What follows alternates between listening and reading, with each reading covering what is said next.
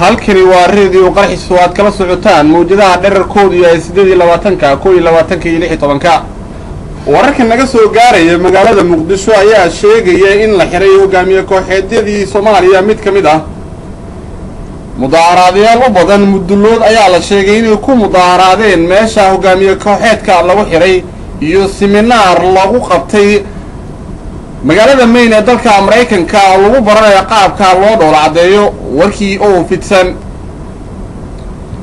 mid kamid ah hogaamiye kooxeedadii Soomaaliya oo lagu magacaabo Maxamed Dheer ayaa la sheegay inuu gacanta u galay ciidamada Amisom ee fariisinkoodu yahay magaalada Muqdisho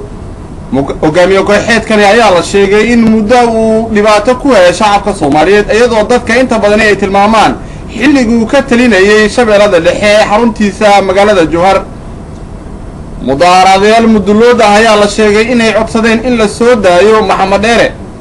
iyadoo aan waraysi la yeelanay afhayeenka mudulood asagoo sheegay inuu ka xun yahay afhayeenka wuxuu hadalkiisa ku bilaabay sida tan boobo waan ka xunnaay Maxamed Dheer xiritaankiisa waan ka xunnaay mana u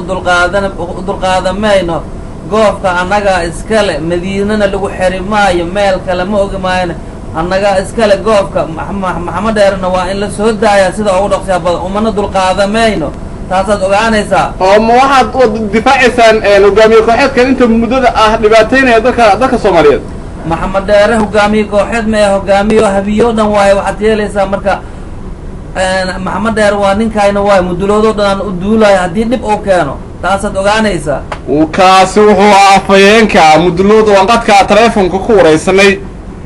dhanka kale